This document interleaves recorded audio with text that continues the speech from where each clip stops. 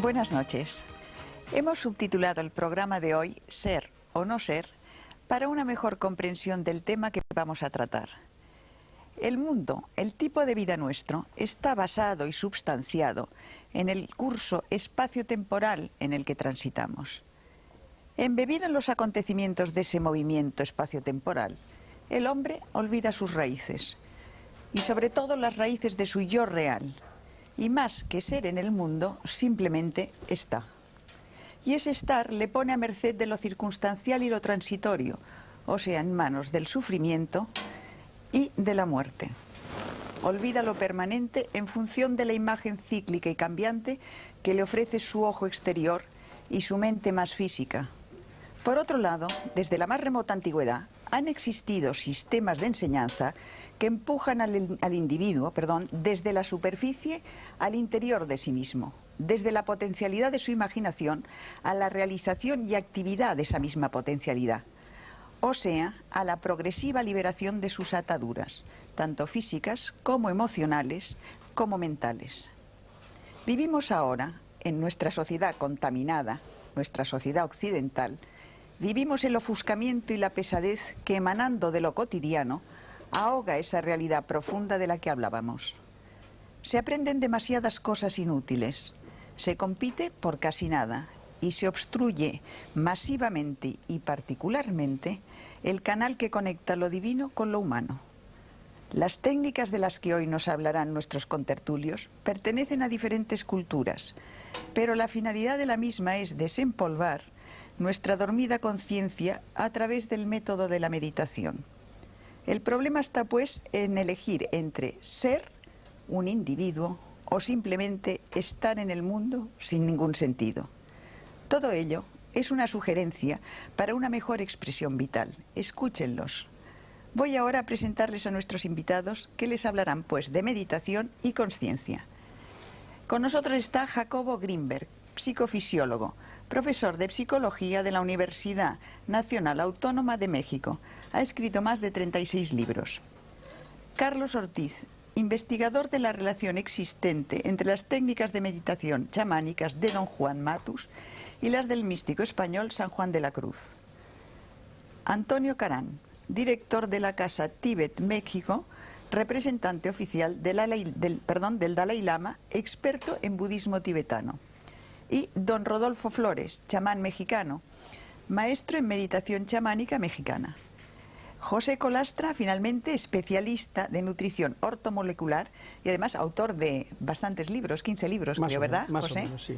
Bueno, pues la primera llamada que vamos a hacer es una definición, yo quisiera que me hicierais, de conciencia. A ver, ¿qué es para vosotros conciencia? Para luego, porque se va a hablar mucho en este coloquio, entonces vamos a definir esa palabra. Jacobo, ¿quieres empezar?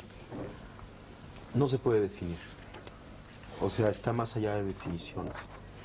Si se pudiera definir, estaría limitada o sería algo menos que la definición.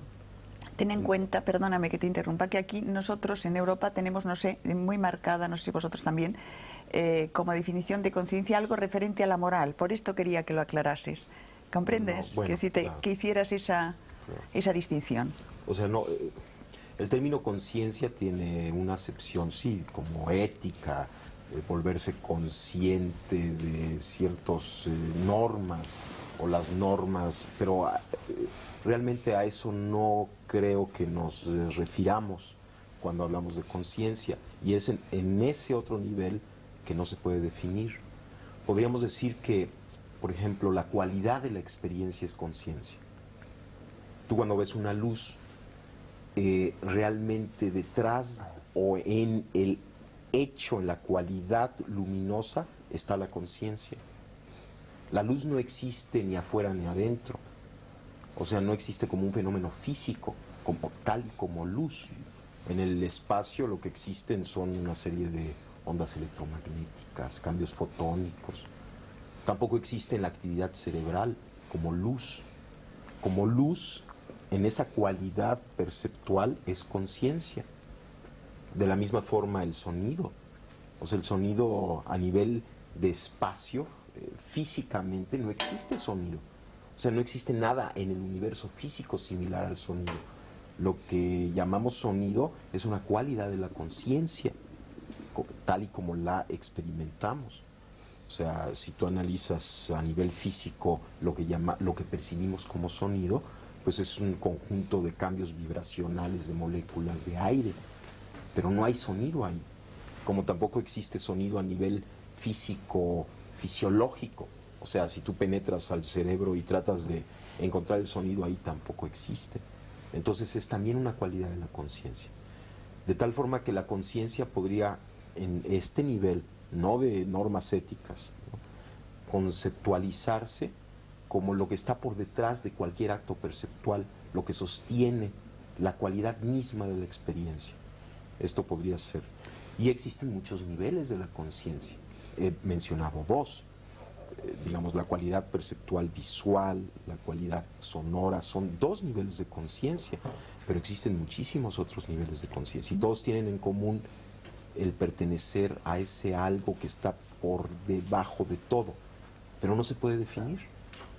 Yo quisiera a partir de ahora que todos interviniesen en el momento que quisiesen sin esperar que yo diese entrada, porque esto es una conversación entre amigos y que cada uno aporte lo que le parezca más conveniente. ¿Seguimos la ronda? Bueno, yo sí creo que Jacobo maneja un concepto muy profundo y muy amplio de la conciencia, ¿verdad? En realidad a mí me ha fascinado el concepto de la conciencia como un factor común que puede definir la evolución, ¿verdad? Porque ahora ya sabemos cómo poder definir la definición, la evolución. Se habla ya de la evolución de la conciencia. ¿Qué es lo que evoluciona la conciencia, ¿no? Claro, en los términos más simples, pues la conciencia es una forma de percibir la realidad. Entonces yo percibo la realidad de una forma y después evoluciono mi conciencia y voy a percibirla de otra manera. Así de simple. Pero ese es un aspecto de la conciencia. La conciencia abarca todo, ¿no? Efectivamente. Es algo muy amplio.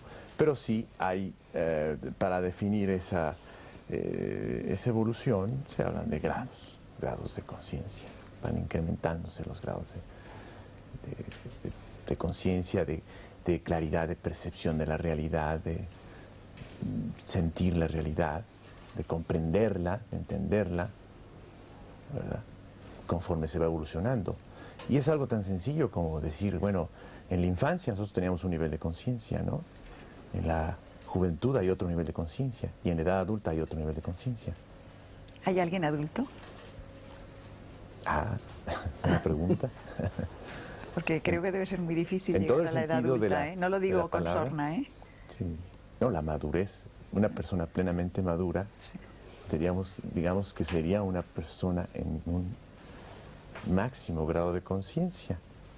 Se puede definir así, ¿verdad? Desde el punto de vista budista también esto presenta un problema, en el sentido de que la evolución de la conciencia no tiene fin y no tiene principio. Es un continuum de procesos de percepción como chispas en la realidad que se van gestando momento a momento ad infinitum. Y en ese sentido, en la pregunta que usted hacía con relación a ¿hay alguna vez, en algún momento se es maduro?, es una pregunta que se hace mucho dentro de la tradición budista con referencia al estado último desde nuestro punto de vista de evolución humana, que es la budeidad, ¿no? Sí. Y se dice entonces si la budeidad es ese estado adulto, ese estado en donde se llega a esta maximización de la capacidad correcta de percibir la realidad. Y los budistas, los textos clásicos tibetanos y la tradición oral tibetana, dice que no, que este proceso de budeidad, en el momento en que se lleva a esta completa y pura estado de unificación perceptual, es solamente el principio de otro nuevo proceso.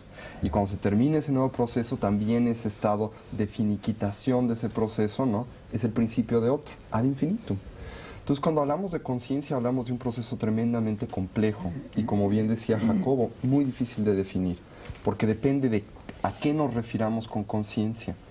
La conciencia, por ejemplo, desde el punto de vista tibetano, puede llamarse la conciencia intelectual, por ejemplo, que tiene que ver con todos estos procesos lógicos de raciocinio matemático que todos tenemos y que aprendemos a realizar a través de nuestra experiencia de vida, ¿no?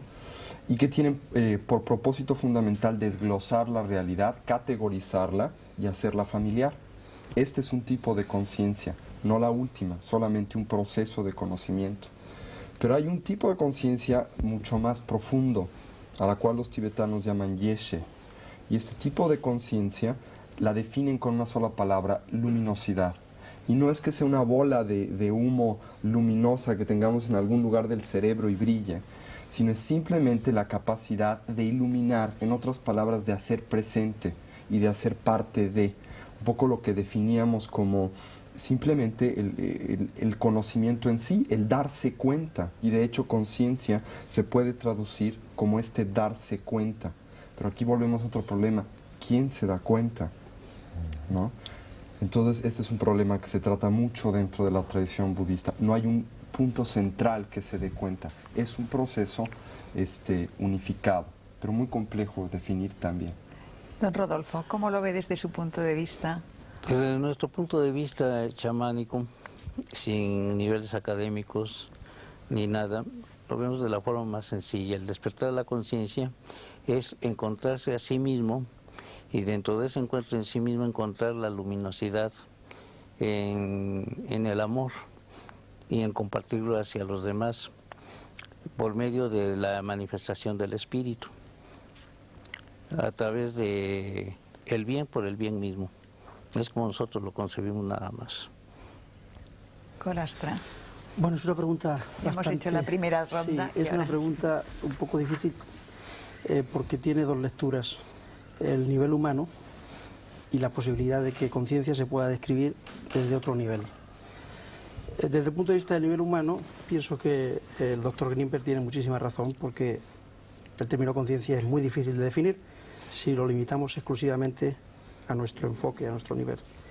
Pero desde un nivel trascendente, yo diría que conciencia, la cualidad que caracteriza de forma más precisa al término conciencia, es la de una presencia integrada, pues podríamos decir del verbo, es decir, de lo trascendente, de lo sutil, de lo que está más allá de lo contingente. Una presencia. Esa presencia se puede caracterizar pues por muchas cualidades y por muchos enfoques, pero en realidad es como si existiesen una serie de canales o de conductos a través de los cuales ese algo que también Carlos mencionaba, ese algo detrás percibe. La naturaleza de ese algo es la que los místicos han tratado de averiguar y han tratado de conectar, y eso les ha producido pues una serie de fenómenos que hemos llamado pues aparentemente milagrosos, pero creo que es una presencia integrada. Vamos a ver, me gustaría que cada uno de vosotros nos contaseis los sistemas que habéis aprendido o que practicáis para ese desarrollo de la conciencia, la metodología un poco, para que la gente sepa que hay diversos caminos y que incluso cada uno pueda escoger, digamos, que la sugerencia que vosotros lanzáis. ¿Quieres hablar tú, Jacobo? ¿Cómo no? Bueno, yo la técnica de meditación que más me gusta es la observación, porque el observador puede observarlo todo. O sea, todo el conjunto de cambios que ocurren, todas las modificaciones, todos los pues la infinita variedad de experiencias, todas ellas se pueden observar, y por lo tanto el observador es el que unifica. De tal forma que cuando tú aprendes a observar y cuando tú observas cualquiera de estos cambios desde esa referencia, el hecho mismo de poderlos observar te empieza a integrar. Por ejemplo, uno puede sentirse muy confuso o muy nervioso, ¿no?, en cierto momento. Bueno, uno, si recordara que puede observar el estado de confusión, el mismo instante en el que uno observa la confusión, se coloca en el punto de integración fuera de la confusión. Porque ¿quién es el que observa la confusión? Pues no puede ser nadie dentro de la confusión. Por lo tanto, en ese momento uno recuerda que la naturaleza propia está más allá de esa confusión. Esto no quiere decir que la confusión no exista o que no esté ocurriendo, está ocurriendo, es un fenómeno que está aconteciendo, pero el observador se encuentra siempre un paso adelante, por así decirlo, de toda la experiencia que está aconteciendo. O sea, de la no identificación con la circunstancia. Yo creo que es un poco más complejo que la no identificación, porque en cierto momento uno se da cuenta que todo lo que sucede es parte de la identidad. Esto es, parecería como que hay un proceso intermedio de no identificación, en donde la observación es para mí la técnica más extraordinaria, porque, digamos, es como la evidencia fehaciente, clara, de que siempre en nosotros existe algo trascendente, sin ideología. O sea, no necesitas acudir a ninguna ideología, sino que está allí siempre, todo lo puedes observar. Y siempre hay algo que está observando con quien te puedes conectar. Y aquí lo pongo entre comillas semánticas, esto de con quien te puedes conectar. El simple hecho es que lo puedes observar y el observador se coloca fuera del evento. Pero después de integrar todos los eventos, o sea, cuando acompañas tu vida cotidiana de la observación, empieza a suceder algo, empiezas como a encontrarte contigo mismo. Es una técnica, es una herramienta simplemente que te ayuda a unificar, porque por definición el observador es lo que unifica. Entonces, utilizando la observación, incrementas la posibilidad de unificación en ti mismo. Y llega un momento en que simplemente te conectas con la realidad, estás en la realidad. Y en ese momento, toda la discusión acerca de identificación o no identificación ya no existe. Estás más allá de identidades o no identidades. Pero tuviste que pasar por un periodo intermedio de desidentificación a través de la observación para llegar después a algo que es dificilísimo definir, lo que es ese contacto con la realidad. Porque ahí ya no hay ni afuera ni adentro, ni siquiera hay observador, ni observado, no hay observador ni observado. Simplemente eres tú mismo. Y todo lo que acontece, acontece. O sea, acontece. Y no importa, todo es igualmente importante. Sí, a mí me gustaría apoyar lo de Jacobo, pero dando la interpretación simbólica que da San Juan de la Cruz al respecto, que es muy claro. En su famoso poema de la Noche Oscura, habla que el alma sale de sí misma, ¿no? En la oscuridad de la noche, ¿no? Cuando ya la casa está quieta, sosegada, en silencio, ¿no? Es un simbolismo clarísimo de la idea del observador. Por eso es tan importante saber que cuando se está observando a uno mismo, ¿verdad? Está uno en el nivel del alma, hablando del cristianismo, ¿no? En el caso de don Juan Matus, hay esa percepción dividida. Y cuando uno está observándose, ¿verdad? Está uno en una especie de percepción dual, y en uno de los niveles de esa percepción está uno en lo que llama el conocimiento silencioso, o sea, en el nivel del espíritu, ¿no? Y en el otro está en el nivel de la razón, ¿no? O sea, coinciden perfectamente tanto San Juan como don Juan. Y ese es el trabajo de hacer que el alma salga. Durante la meditación se supone que el alma sale, se oscureció el cuerpo, se suspendió el diálogo interno, ¿verdad? Eso ocurre, se supone, durante la meditación. Y la meditación que propone don Juan Matus es, a través de esa suspensión del diálogo interno, como que nos vamos separando hasta que nuestra percepción queda dividida. Y sí considero que es un proceso muy importante de intermedio antes de llegar a algo más avanzado, como lo decía Jacobo, pero creo que el primer paso es desidentificación. De hecho, toda la idea cristiana, todo lo que plantea Jesucristo es una desidentificación, es un desapego.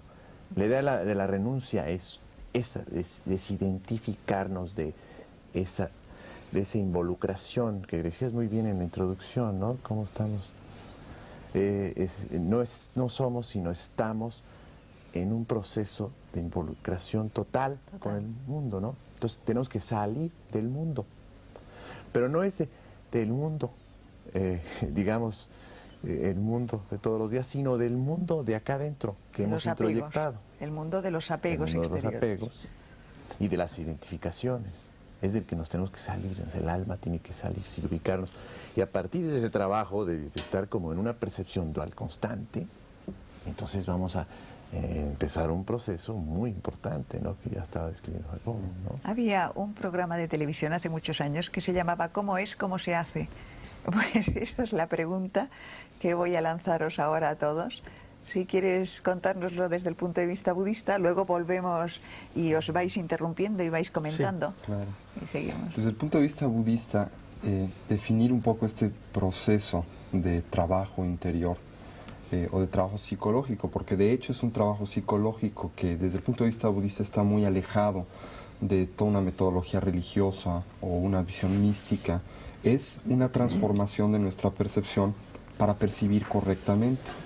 Y si lo tuviéramos que definir en pocas palabras, creo que lo haríamos con 3. Primero, un proceso de concentración. ¿Qué es un proceso de concentración? Desde la perspectiva budista y de hecho desde la perspectiva psicológica, uno de los graves problemas en la percepción humana cotidiana, normal, común y corriente, es el hecho de que nuestra mente, por malos hábitos, ¿sí? Psíquicos o mentales, no puede estar en un solo momento y en un solo lugar integralmente. Esto quiere decir que constantemente brinca al pasado o brinca al futuro. Si nosotros cerramos nuestros ojos un momento y hacemos el experimento, veremos cómo si nos ponemos la idea pera en la cabeza, muy pocos de nosotros podemos permanecer en la idea pera, porque se nos ocurre que hemos dejado la leche en la cocina con el fuego prendido, que mañana tenemos que ir al doctor o al dentista, o que se nos va a hacer tarde para el trabajo, y brincamos, ¿no? Constantemente. No estamos aquí y ahora, que es lo único que existe en la realidad. El primer proceso, este primer proceso que tenemos que integrar dentro de nosotros mismos, que es un poco de lo que hablaba el doctor Greenberg y de lo que hablaba Carlos Ortiz, es primero aquietar al cuerpo, ¿no? Dejar que duerma en esa noche oscura para que el alma pueda salir. Obviamente esto desde el punto de vista budista de que el alma pueda salir es un simbolismo. Nada sale, ¿no? Ni entra tampoco. Este es el primer paso. El segundo paso dentro del sistema o la tecnología budista en este sentido es la apreciación.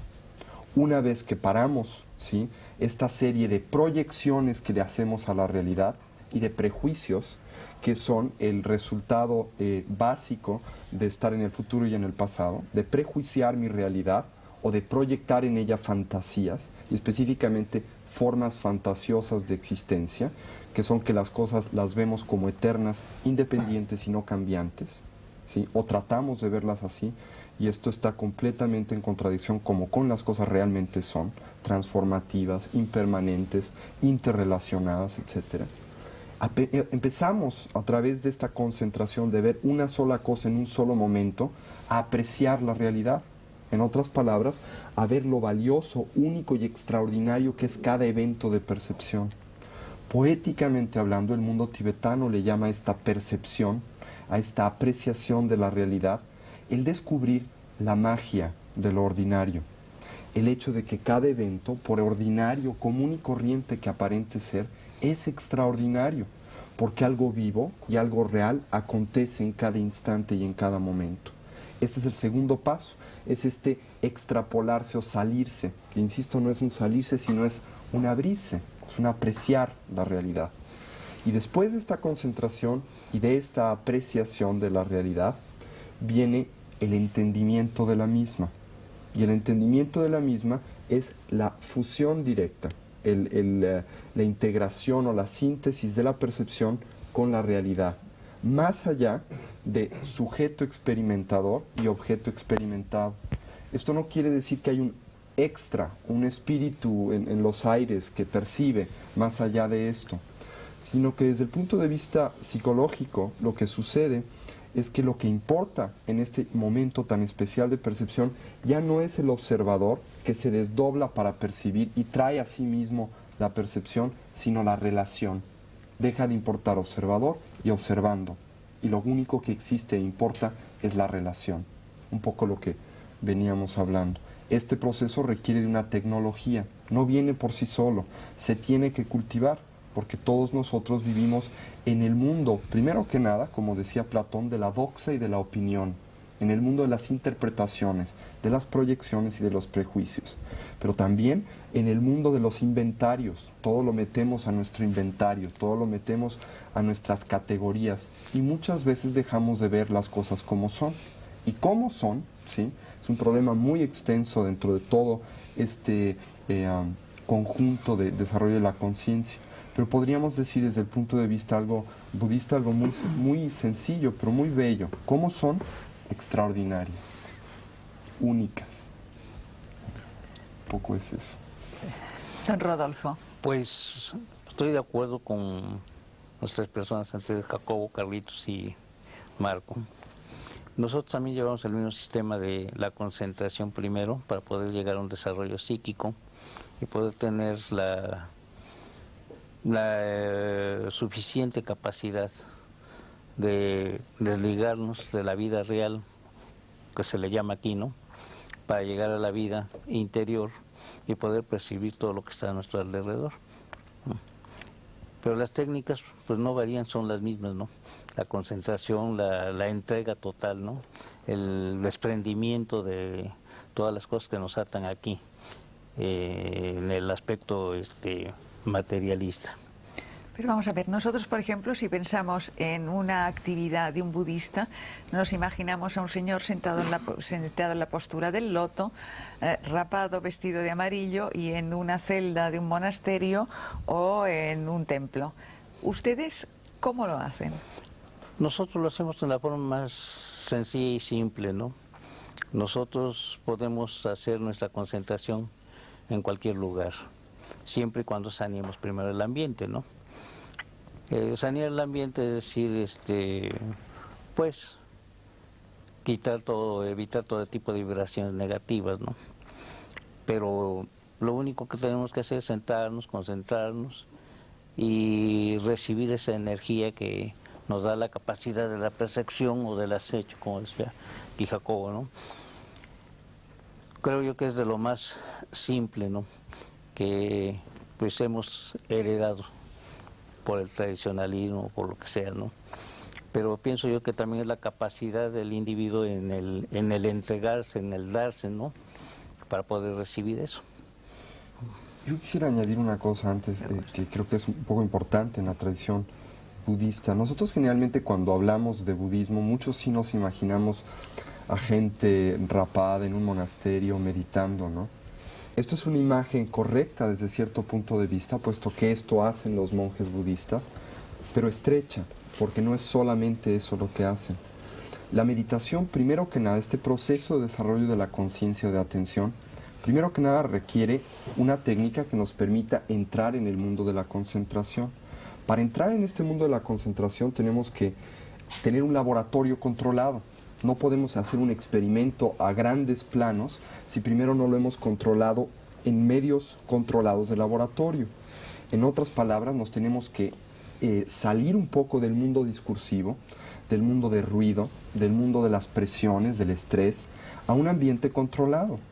Segundo, tenemos que simplemente sentarnos. Yo disiento.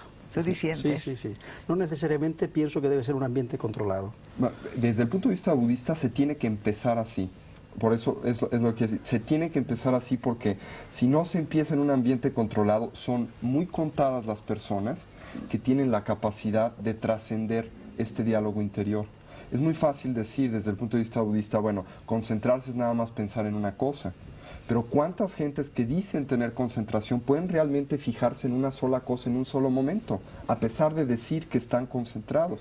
Esta concentración trasciende el nada más tener una concentración para estudiar bien. Es una concentración mucho más profunda y técnicamente se define de una manera especial, pero es el principio. Después de que se ha logrado algún resultado en esto, entonces la meditación se convierte en lo que se llama meditación en acción. En otras palabras, que ya podemos ser conscientes en todo momento del día y en todo lugar. Nos podemos dejar crecer el pelo, podemos salir del monasterio, ¿sí? Y estar consciente hasta de que la mosca vuela. Pero Perdona, primero tenemos que empezar. Déjame que Sí. le tú tú estás diciendo que para empezar esas técnicas hay que retirarse del mundo, o se pueden hacer esas técnicas en medio de la Plaza Roja de Moscú, quiero decir. Para empezar estas técnicas, uno se tiene que retirar de su diálogo interior. Pero no del mundo. No necesariamente. Pero lo más momentáneamente. sencillo, lo más sencillo, lo más útil es hacerlo, ¿no? Si estamos en medio de la Plaza Roja y somos guardias y nos están dando órdenes, es muy difícil que tengamos el tiempo, la conciencia de hacerlo. No imposible, y hay técnicas para hacerlo dentro del budismo, pero es difícil. El budismo es un sistema tremendamente realista. Entonces dice, ¿no? Es muy fácil andar en bicicleta, pero si ustedes no primero aprenden con 2 rueditas, luego le quitan otra y luego el padre lleva la bicicleta, pues sí, habrá alguien que pueda andar a la primera, pero será el 1%. Sin embargo, hay muchas más vías aparte del budismo. Sí, La vía chamánica es una de ellas, ¿no? La que tú y otras vías, ¿no? crees. Yo creo que la conciencia es una paradoja. Es una paradoja verdaderamente iluminadora, porque el observar la realidad y ser consciente al mismo tiempo de los propios procesos internos puede llegar a clarificarnos el horizonte. ¿Cuántas personas encuentran un fenómeno, por ejemplo, tan esquivo de investigar, precisamente de crear condiciones de laboratorio o de control, como decía Antonio, en el fenómeno de la sincronicidad, que ya estudió Gustav Jung? Es decir, hay como una especie de camino de doble vía. Por una parte hay una observación de lo exterior y por otra parte otra observación de lo interior. ¿Cuántas veces un sueño, una visión onírica, nos plantea una imagen que después se refleja en el exterior y nos confirma que el exterior y el interior son la misma cosa?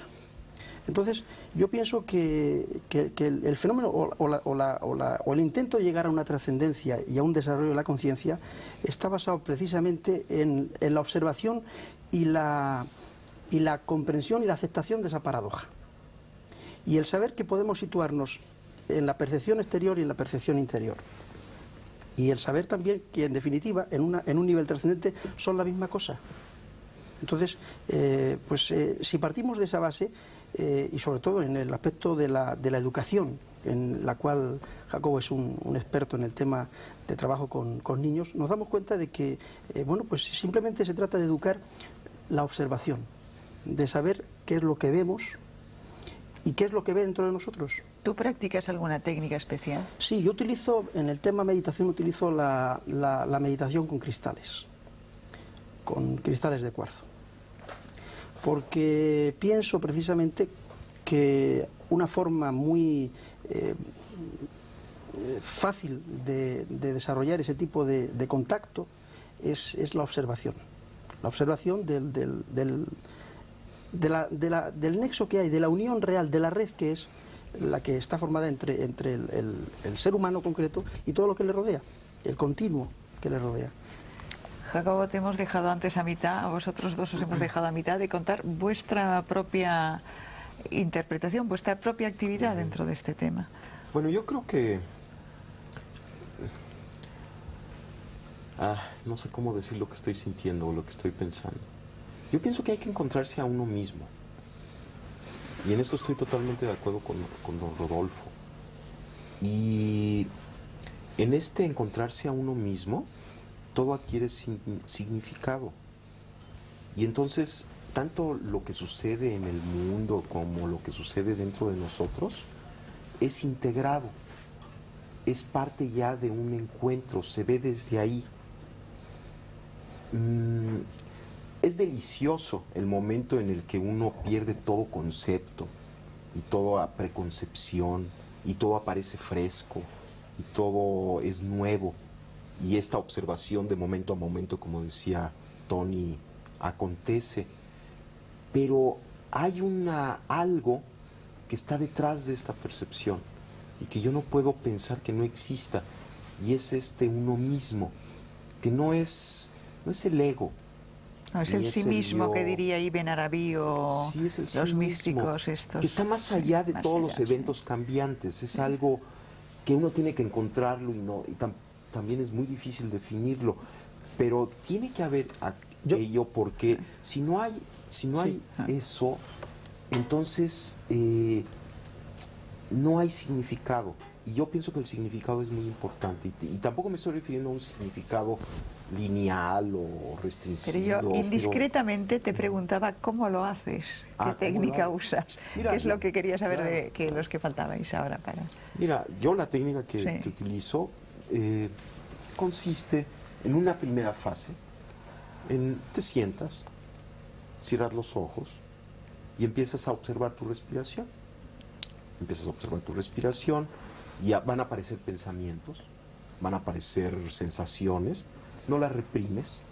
Por ejemplo, si aparece un pensamiento, pues lo dejas pasar y vuelves a tu respiración. Aparece otro pensamiento, lo dejas pasar, lo observas cómo nace y muere y vuelves a tu respiración. Que por cierto es una técnica común con el budismo, es exactamente lo que se hace en un primer nivel en el budismo, Sí. igual. Esto como que te prepara porque en una primera fase tienes que aprender a concentrarte, tienes que aprender a centrar tu atención, tienes que limpiar tu mente.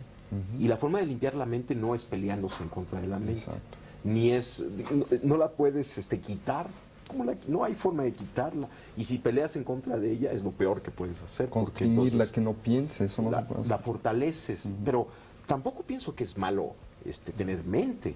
No. Hombre, es necesario tener un entendimiento, es maravilloso, porque sería desastroso quedarnos sin esta Claro. parte.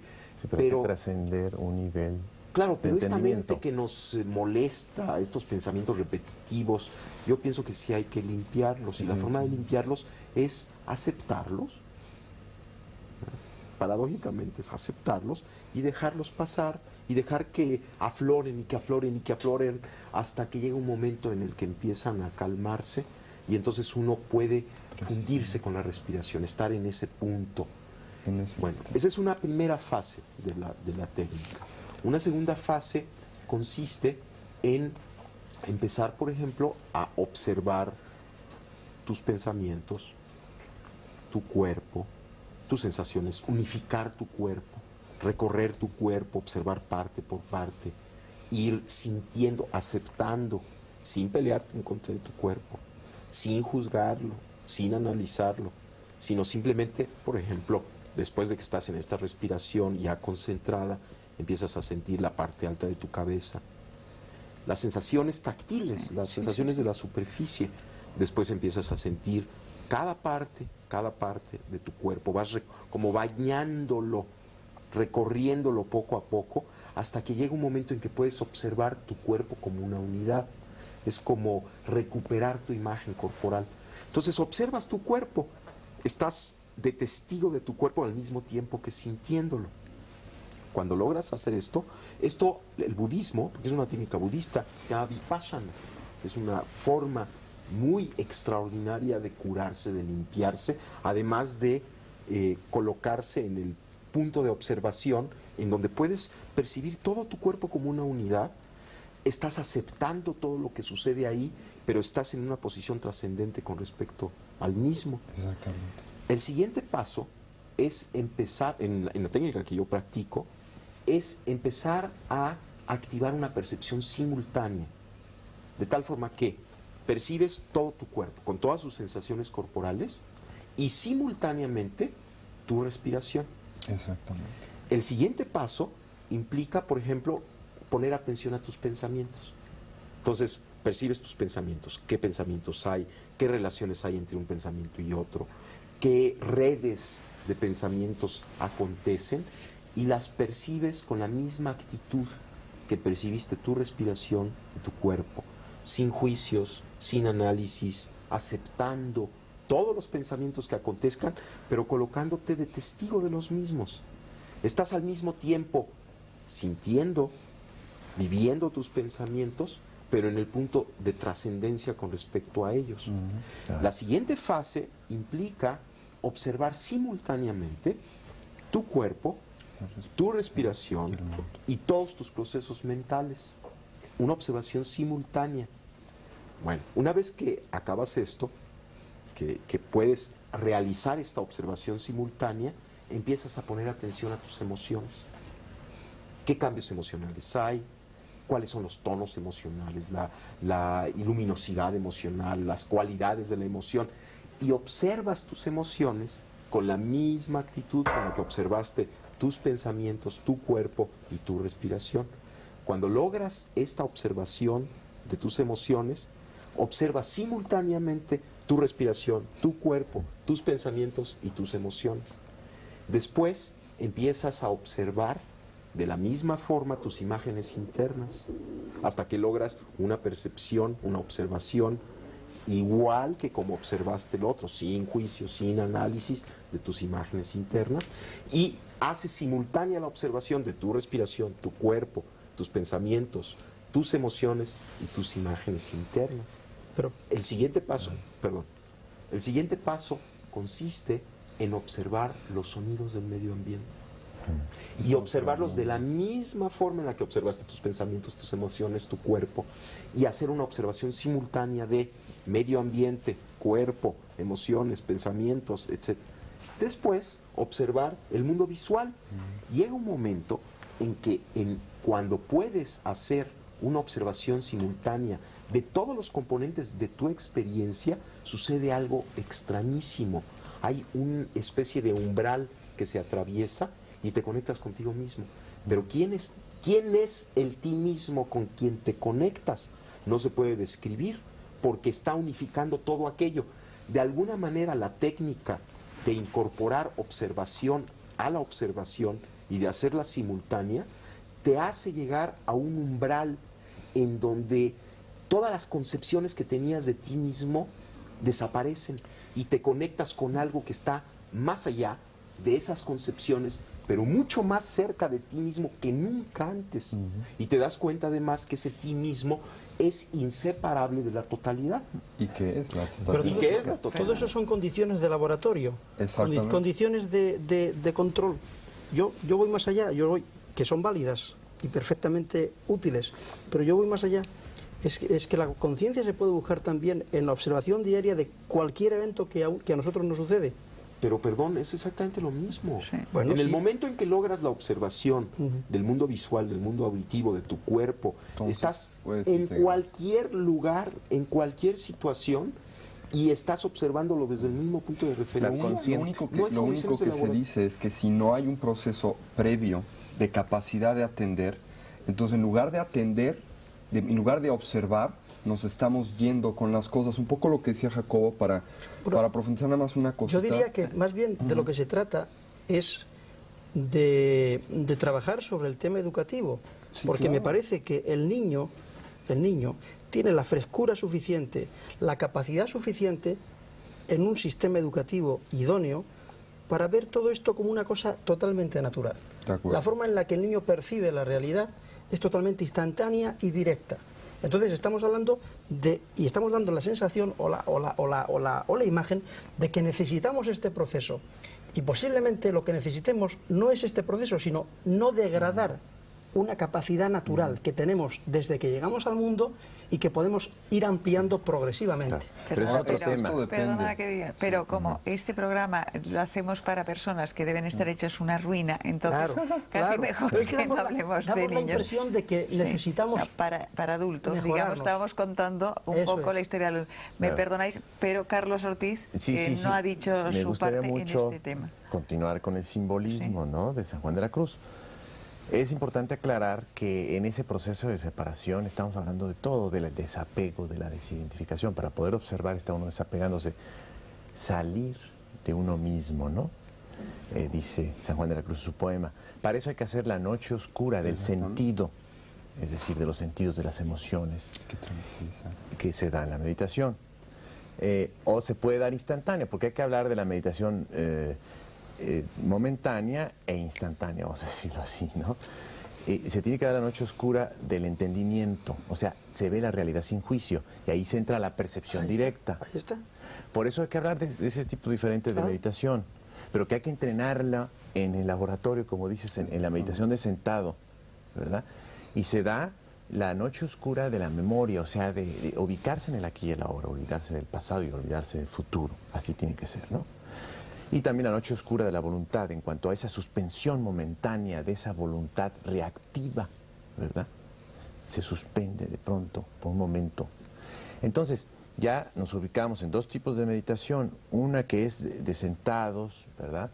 donde se nos va a facilitar ese entrenamiento de qué, de hacer noche oscura, de todo nuestro cuerpo y mente, para podernos salir, es decir, desapegarnos. Con ese entrenamiento ya podemos ir a la realidad con los ojos abiertos, ¿verdad? Y estar practicando esa observación de silenciarnos, ¿no? Instantáneamente y ver el mundo, ¿no? Ahora, Don Rodolfo, yo quería preguntarle, ¿tiene usted más facilidad que la gente que estamos educados en esta vorágine occidental e intelectual, digamos, que el resto? Usted y personas como usted. Bueno, en el aspecto de la meditación no lo hacemos nosotros tan complicado ni nada, ¿no? Es una forma sencilla y natural. Perdone, pero es que a lo mejor usted no lo necesita. Es que hay un fin en el que sigue el chamán, desde un principio, ¿no? El chamán piensa en el aspecto de nosotros, ¿por qué quiero ser chamán? ¿Por qué quiero conocer esto? ¿Para qué lo quiero? ¿Para qué lo necesito, no? Entonces viene el desprendimiento del ego, o sea, lo necesito y lo quiero para servir a los demás, para darles a los demás, para participar en la vida activa de la sociedad, pero inculcando una nueva idea de la desintegración del materialismo. ¿Pero solo con este fin o va más allá? El fin también de llegar a la evolución, el fin de alcanzar mayores niveles de conciencia, el acercamiento, por decirlo, a Dios, ¿no? De llegar hacia Dios. El chamán en México se basa mucho sobre la filosofía o la doctrina del Maestro Jesús de Nazaret, ¿no? Amar al prójimo como a ti mismo. Entonces seguimos todos los principios de ello. Si vamos a hacer una cosa, la vamos a hacer con todo el amor debido para que salga bien. Si no tenemos esa capacidad de amor, pues no podríamos hacer nada. Si lo hiciéramos por el dinero, lo hiciéramos por los obsequios, o lo hiciéramos por todo ese tipo de cosas, o porque se nos corresponda con agradecimiento y todas esas cosas, pues no sería seguir esa enseñanza. Entonces lo hacemos con el fin de alcanzar el tesoro propio de la satisfacción de dar por dar. ¿Son ustedes capaces de acelerar la práctica de otra persona? Pues todo depende también de la persona que quiera recibir este tipo de enseñanza, ¿no? Pudiéramos decirle. Ninguno de nosotros somos maestros. Todos siempre estamos aprendiendo de todos. Yo estoy aprendiendo mucho de ellos. Pero en diferentes grados. Pues digo, siempre yo me considero siempre un discípulo de todos mis amigos, de todas las personas con las que trato. Él ha tocado un tema importantísimo que no podemos que no podemos soslayar, es el tema del amor. Hablamos de conciencia, pero conciencia sin amor o con amor. Es que si no hay amor, si nos limitamos solamente a definir la conciencia como una cualidad perceptual o como una cualidad de testimonio atestiguadora, estamos dejando atrás o estamos olvidándonos de algo que es fundamental. es que la verdadera conciencia requiere amor. O sea, desde el punto de vista budista, cuando hablamos de amor, hablamos de la motivación. ¿Qué es lo que motiva al guerrero espiritual, al bodhisattva, ¿no?, a actuar en el mundo? Lo motiva el poderse relacionar con él. Pero aquí hay algo muy importante desde el punto de vista de la tradición budista, que la motivación es fundamental, el querer ayudar, el querer aportar nuestro conocimiento en pro o en beneficio del prójimo. Esto es fundamental. Pero otro de los temas muy, muy importantes que tenemos que tocar es que no es suficiente el querer ayudar, hay que saber ayudar, porque si no, lo único que vamos a hacer es contribuir con nuestro caos personal al mundo. O sea, mucha gente quiere ayudar, pero muchas veces interpretamos ayudar como el imponer nuestros sistemas, nuestras resoluciones, nuestras soluciones al prójimo, cuando pueden ser completamente erróneas para él. Y esto es muy importante. Por eso la conciencia, como decía José, es fundamental para el amor. Y el amor es fundamental para la conciencia. O sea, hay que conocer para amar. Hay que conocer para amar y hay que amar para conocer. Y este amar para conocer es lo que el budismo narra en el hecho de que nuestra realidad no existe como cosas, entidades, sustancias o eventos aislados, sino que todo en la realidad está interconectado. Esto es obvio, no es descubrir el hilo negro, es el hecho de que si estamos aquí es porque hay unas cámaras, unos operadores de las cámaras, hay un auditorio, está usted que conduce el programa, en fin, hay miles de casos y circunstancias que hacen posible el hecho de que las personas que nos están viendo nos puedan ver. Entonces, lo que yo hago en este estudio afecta a millones de personas, pero al mismo tiempo lo que ellos piensan de este programa afecta a este programa, ¿no? Entonces, mi motivación tiene que ser poder ayudarlos a ellos. ¿Cómo? Agradándoles para que el programa pueda existir, ¿no? En otras palabras, este conocimiento de cómo existen las cosas, esta sabiduría, esta conciencia, que es esta interrelación, me brinda amor, porque obviamente cuando me doy cuenta que todo está interpenetrado, que todo se interrelaciona, me tiene que interesar todo, porque si no me interesa todo, tampoco me puede interesar yo. Es un poco lo que el Dalai Lama dice que es el egoísmo educado o el egoísmo sabio, a diferencia del egoísmo estúpido. Es el quererme ayudar sabiendo que para poderme realmente ayudar tengo que ayudar a todo lo demás. Y esto es muy importante. Pero sí quería hacer esta aclaración. Estoy de acuerdo completamente con lo que hemos dicho, pero que no es suficiente querer ayudar. Hay que saber ayudar, porque si no se corre muchas veces el peligro de, a la manera, por ejemplo, medio oriental, de querer imponer al infiel lo que está bien, porque esto lo va a liberar, ¿no? Y entonces pues vamos a matar a todo mundo, etcétera. El problema que acabas de nombrar no es tanto de una imposición, sino de un desconocimiento de su propia ley, que no es lo mismo. ¿Eh? Yo quisiera decir algo. Yo me refería a un umbral. En esta observación simultánea tiene toda una base o explicación fisiológica este umbral, y es algo muy espectacular el llegar a él, porque cuando se llega a él hay un cambio en el sentido de que ya no se quiere, y aquí un poquito difiero de lo que acaban de decir mis compañeros, ya no se quiere ayudar o no ayudar, ya no se acompaña la conciencia del amor, sino que se vuelve lo mismo.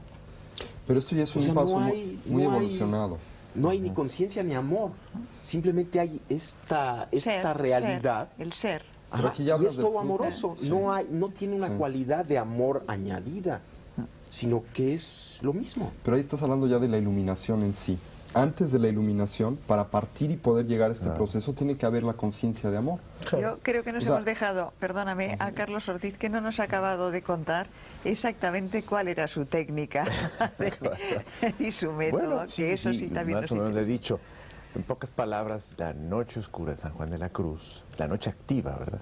La noche activa, es suspender el diálogo interno. Simplemente suspender el diálogo interno, suspensión de procesos intelectuales, incluso emocionales, ¿no? Y si suspendemos el diálogo interno, digamos como que nos vamos separando, vamos a tratar de explicarlo, ¿no? En cualquier sitio, en cualquier momento, De todo. o se necesita un lugar específico, como decía antes Tony. El hacerlo en un lugar específico va a reforzar esa posibilidad. Pero hay que comprender que lo importante es ya sacarlo a la acción, ¿no? A veces se olvida eso. Ocurre mucho que se mediten sentado, pero después el diálogo interno empieza. Entonces, eso va a reforzar a la clave de todo, que es suspender el diálogo interno. Entonces, en la vida salimos a suspender, a parar el mundo, porque es tan difícil suspender el diálogo interno, que es parar todo un mundo, es parar todo nuestro mundo que traemos aquí. Y se va dando, curiosamente, ese proceso como de separación conforme vamos suspendiendo el diálogo interno, hasta que vamos quedando separados. Es decir, ya después estamos ya observando. Al observar, paramos el diálogo interno, hacemos noche oscura, ¿no? Y hasta que ya nos quedamos en los dos, por decirlo de alguna manera. ¿Qué significa eso? En el momento en que uno ya está trabajando la meditación constantemente y está consciente de todo lo que está ocurriendo. ¿Qué ocurre allí? Ya desde que empiezo a suspender el mundo, el diálogo interno, esa mecanicidad de nuestros pensamientos y nuestras acciones, se empieza el ver. que es la contemplación en el místico. Y empieza a ver uno los significados profundos de la existencia. ¿Por qué? Porque ya está uno en la percepción directa del mundo. Antes uno veía con el filtro, decía don Juan, que estábamos siempre un paso atrás, ¿no? Porque entre yo y el mundo está la descripción que tengo en mi cabeza. Entonces estoy viendo el mundo a través de un filtro, ¿no? Entonces hay que apagar ese filtro a través de la suspensión del diálogo interno. Ya veo directamente, ¿verdad? Hay la percepción directa y ya estoy como dividido, lo cual me va a llevar a la larga a un proceso impresionante que me va a permitir ir conciliando los opuestos de la vida. O sea, si logro mantener esa posición de meditación activa, de estar en dos lugares al mismo tiempo, como dice don Juan, estar en el lugar del conocimiento silencioso y de la razón al mismo tiempo, si mantengo esa posición, se empiezan a conciliar los opuestos de la vida y empieza uno a ver la vida de otra manera. Así es. Yo Esa es quería un poco saber... la paradoja que yo mencionaba Sí, antes al de la principio. conciencia de doble vía. Ahora, yo quería preguntaros una cosa. La ¿Una paradoja. mayor adquisición de conciencia es de alguna manera un mayor desarrollo energético? ¿Hay una relación entre conciencia y energía? ¿El proceso de aprendizaje genera una mayor energía en el individuo o un mayor despliegue? ¿Y hay una relación Pero ¿desde qué punto de vista quieres? energético, Desde el punto de vista fisiológico, por ejemplo. biológico? Bueno, si el desarrollo de la conciencia implica una expansión de la misma, como parece ser que lo implica, Bien, ¿no? Y por lo tanto, evidente. la expansión de la conciencia implica que cada vez te abres a mayores y mayores realidades, las haces tuyas, dejas de estar separado de mayores y mayores realidades, y en eso es la expansión de la conciencia. O sea, tu conciencia primero era la consecuencia o la consideración de que tu yo estaba restringido a tu cuerpo. a Yo tu no me estoy personalidad. refiriendo solo a esto, ¿eh? Yo me estoy refiriendo a niveles energéticos Sí, sí. concretos. Sí, ahí voy. Sutiles. Entonces, si la expansión de conciencia implica el incorporar lo que antes era externo a ti como parte de ti mismo, ¿sí? Si esto es así, entonces definitivamente